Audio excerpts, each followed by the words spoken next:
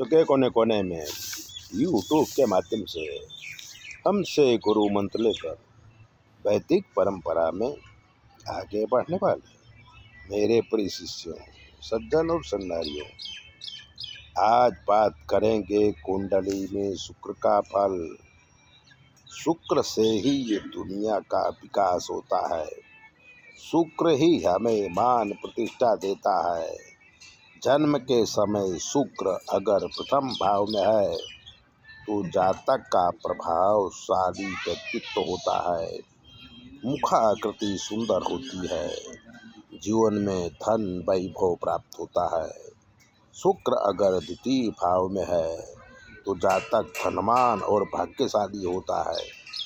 शुक्र अगर तृतीय भाव में है तो जीवन में पूर्ण सुख मिलता है, कामी होता है, शादी बहुत तेजी से होती है।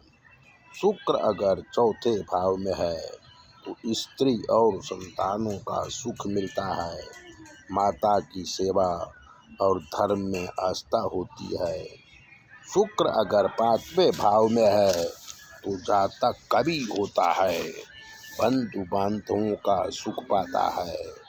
शुक्र अगर छठे भाव में है तो जातक को पत्नी का सुख कम मिलता है। धन से परिवार पूर्ण होता है। शुक्र अगर सातवें भाव में होता है तो पत्नी अच्छी मिलती है, व्यक्ति शांत स्वभाव का होता है। शुक्र अगर आठवें भाव में है तो जातक मेहनतू, धनवान, विदेश यात्रा करने वाला और गुप्त धन पाता है। शुक्र अगर नौवें भाव में है तो जातक गुणी, धर्मी, शीलवान और धनवान होता है। शुक्र अगर 10वें भाव में होता है तो बहुत विद्वान, साहित्यकार या कलाकार होता है।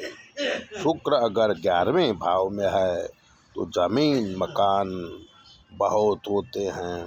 12वें भाव का शुक्र भोगी और रोगी बनाता है। इस प्रकार आपको शुक्र की बात बताई। अगर आप अपनी कुंडली दिखाना चाहते हैं तो 9825200108 पर फ़ोन करो। आपके सारे ग्रह देखे जाएंगे और जो ग्रह खराब होंगे उसका निवारण भी किया जाएगा। चैनल देखिए, शेयर करिए, सब्सक्राइबर तो ज़रूर करिए। 9825200108 पर फ़ोन करिए।